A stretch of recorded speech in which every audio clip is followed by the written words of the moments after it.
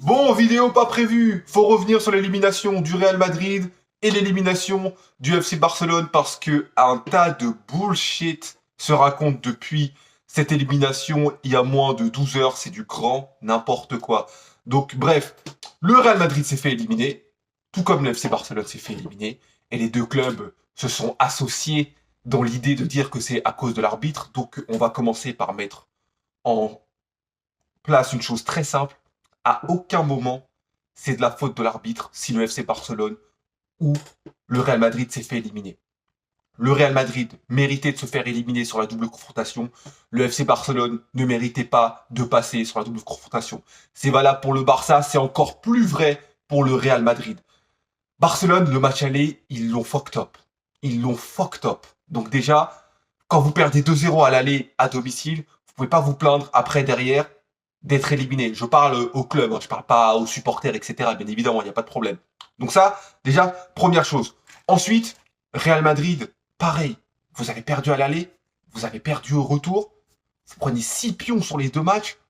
À quel moment les 6 pions, c'est de la faute de l'arbitre? Faut arrêter. Camavinga prend une décision qui est bête.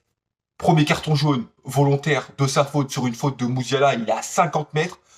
Deuxième faute, je suis désolé, mais Camavinga fait une action qui est susceptible de prendre un jaune. En fait, je vais vous dire comment je vois Camavinga. Je vois Camavinga comme le gars qui va rentrer dans une salle, qui va voir un mec et qui va l'insulter. Et ensuite, le mec en face va lui mettre une patate. Et le gars va se dire, le premier gars qui a insulté va se dire, oui, c'est vrai, je l'ai insulté, mais t'es pas obligé de me mettre une patate. Ouais, ok. Ouais, ok. Mais le plus simple, c'était pas que tu l'insultes pas. Ça aurait été plus simple. Tu l'insultes pas, il te met pas de patate. Oui, il y a des gars que tu vas insulter, ils vont pas te répondre. Il y a des gars que tu vas insulter, ils vont juste t'insulter. Et puis il y a des gars que tu vas insulter et qui vont te taper. Et là, en l'occurrence, t'es tombé sur le gars qui t'a tapé. Voilà, oui, l'arbitre aurait pu ne pas siffler. Oui, l'arbitre aurait pu prendre en compte le fait que t'avais déjà un carton jaune. Ouais, mais l'arbitre peut aussi décider que la faute en elle-même voit carton jaune, te mettre un deuxième carton et te mettre un carton rouge. Ce qu'il a fait, voilà. Voilà. Est-ce que c'est la décision que moi j'aurais prise? Non. Mais il a pris une décision parce que tu l'as mis dans une position où il pouvait prendre cette décision. Donc Camavinga n'a pas été malin. C'est de la faute du joueur. Si vous voulez vous en prendre à quelqu'un, prenez-en, vous, à Camavinga et non pas à l'arbitre. L'arbitre prend une décision. Est-ce que c'est la meilleure décision à prendre? Chacun voit à sa porte, mais c'est pas une décision incohérente. Il n'a pas mis un carton à Camavinga pour une action pour laquelle on met jamais de carton. Faut arrêter de raconter n'importe quoi. Donc ça déjà, c'est le point où vraiment je trouve que les joueurs s'en prennent trop aux autres et ne se regardent pas assez dans le miroir. Le Real Madrid doit se regarder dans le miroir. Ensuite, les critiques passées. Alors Lamine Yamal et Mbappé sont en train de prendre pour leur grade, c'est du grand n'importe quoi. J'ai une question en vrai. Il y a des personnes, est-ce que vous regardez les matchs? Lamine Yamal, il a parlé après le match aller qu'il a raté. Il a dit qu'il allait faire la différence. Au bout de 3 minutes, il a marqué. Mais qu'est-ce que vous voulez de plus? Oui, il a déjà fait des matchs qui sont mieux. Mais lui, il a fait la différence. Il a fait ce qu'il avait à faire. C'est pas de sa faute à lui si le Barça n'est pas capable de défendre correctement après avoir mis les 2 buts qu'ils avaient besoin de mettre. Le Barça doit se remettre en question d'un point de vue tactique, d'un point de vue défensif, mais surtout d'un point de vue tactique. Hansi Flick ne change pas sa tactique une fois que le Barça gagne 2-0, alors que la défense haute du Barça est sujet à des contres et toutes les équipes au monde le savent. Toutes les équipes au monde le savent, même des équipes qui jouent en DH, en DHR, en division 4 savent très bien qu'à partir du moment où tu joues en défense haute, tu prends le parti de possiblement te faire contrer. Et là, tu gagnes 2-0. Pourquoi tu maintiens ce système? Mais non, on va pas s'en prendre à Hansi Flick, on va pas s'en prendre aux défenseurs, non, on va s'en prendre à Lamine Yamal. Alors que Lamine Yamal a marqué, il a fait ce qu'il fallait. Mbappé c'est encore pire. Mbappé, on l'a recruté au Real pour être décisif. On lui demande d'être important dans des matchs décisifs. Mbappé marque à l'aller, Mbappé marque au retour. Qu'est-ce que vous voulez de plus de la part du joueur? J'ai été très critique envers Mbappé, notamment l'année dernière, parce qu'il n'était pas décisif dans les matchs importants. Mais là, cette année, il est bon dans les matchs importants. On lui a demandé de jouer à droite. Il a joué à droite. On lui a demandé de plus participer au jeu. Il a plus participé au jeu. Il a pressé. Oui, il a moins pressé que Bellingham, que Brahim Diaz. Ça reste Mbappé, mais il a fait beaucoup plus que ce qu'il a fait d'habitude. Il a marqué. À un moment donné, qu'est-ce que vous voulez de plus? Les gens se ruent sur les côtes de Mbappé, qui a mis 2 buts, alors que je rappelle que sur la double confrontation, Mbappé est le seul joueur offensif du Real Madrid à avoir marqué. C'est le seul. Arda Güler, je ne l'ai pas oublié, c'est un milieu de terrain. Ni Brahim Diaz, ni Vinicius n'ont marqué. Vinicius ne prend pas le 10e de ce que prend Mbappé actuellement. Vous voulez qu'on parle des autres joueurs? Pas de souci. C'est quoi l'apport de Brahim Diaz offensif sur la double confrontation?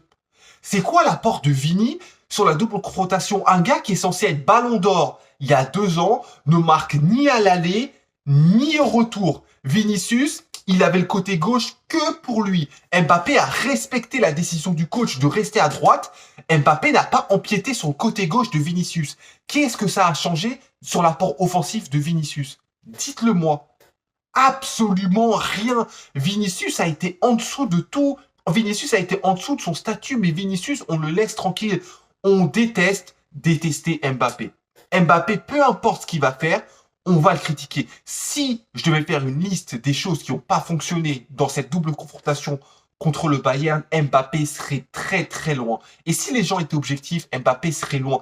Il y a la défense qui n'a pas marché, il y a Vini qui n'a pas marché, Camavinga qui a fait n'importe quoi, les joueurs offensifs qui n'ont pas été assez bons. Et ensuite, on peut parler de l'apport d'Mbappé. Est-ce qu'il aurait pu faire plus et tout? Oui, il aurait pu faire encore mieux. Ça, il n'y a pas de souci. Mais c'est pas lui le problème de cette double confrontation. Et puis même, regardez le Real Madrid. Regardez le Real Madrid. Vous n'avez pas trouvé qu'ils étaient bons hier? Ils ont été bons hier. Ils ont été bons, même s'ils se sont fait éliminer, ils ont été bons. Pourquoi le Real Madrid ne joue pas comme ça toute l'année? Comment ce Real Madrid, avec cet effectif-là, malgré les limites de l'effectif, le milieu de terrain, un vrai neuf défenseur, malgré toutes les limites qu'il y a, ce Real Madrid a réussi à produire un jeu cohérent. Comment ce Real Madrid peut avoir 10 points de retard sur le FC Barcelone? Comment ce Real Madrid peut avoir 10 points de retard sur le FC Barcelone? Parce que mentalement, dans leur tête, ça va pas. Ils choisissent leur match. Ça, c'est un problème de fond. Mais ce problème de fond, il n'est pas évoqué. Pourquoi? On n'évoque pas les problèmes tactiques. On n'évoque pas les joueurs offensifs qui ne pèsent pas, les Brahim Diaz, les Vini, etc. On n'évoque pas les problèmes de la défense, le manque de créativité du milieu, les milieux qui font n'importe quoi, comme Camavinga, etc. Non, on va évoquer le problème numéro 1, c'est Mbappé. Mbappé, c'est lui le problème. Au Barça, ils sont pas qualifiés. C'est de la faute de Lamine Yamal. Pourquoi pointer la défense? C'est plus simple de dire que c'est un joueur. Et le pire, c'est que ça marche. Il y a des gens qui sont vraiment convaincus que là, le problème, c'est Mbappé. Donc je pose la question, est-ce que vous regardez les matchs? Est-ce que vous les regardez les matchs? Cette campagne de dénigrement que on fait sur nos propres joueurs, notamment Mbappé, je comprends pas le délire. Jamais un joueur qui a eu autant de talent qu'Mbappé n'a été autant critiqué par rapport au talent qu'il a. Quand il est critiquable, faut le critiquer, mais quand il n'est pas critiquable, il prend tellement cher, c'est du grand n'importe quoi. Vraiment du grand n'importe quoi. Encore une fois, hein, ceux qui ont vu le match, hein, le Real Madrid a pris 4 buts, 6 buts sur l'ensemble des 2 matchs. C'est de la faute d'Mbappé s'ils prennent 6 buts. Posez-vous la question, le Real Madrid, qui est quand même un grand d'Europe, qui a été la plus grande équipe d'Europe, prend 6 buts en 2 matchs. Vous voulez que ce soit de la faute de qui? Posez-vous les bonnes questions, en vrai de vrai. Moi, quand je vois les réseaux, vraiment, j'ai l'impression de voir des gens qui regardent pas les matchs, des gens qui regardent les matchs, mais qui ont juste envie d'être des haters, des pro-Vini, des pro-Mbappé, des anti-Vini, des anti-Mbappé, des personnes qui font pas preuve de réflexion. J'ai pas la prétention de dire que j'ai la réflexion sur tout, etc. Mais quand même, je regarde les matchs. Et vous devriez vraiment plus regarder les matchs pour certains. Bref, dites-moi ce que vous en pensez.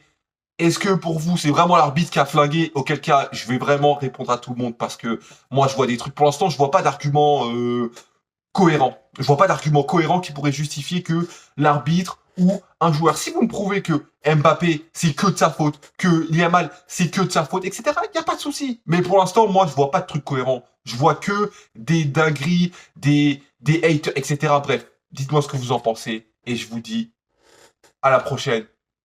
Ciao.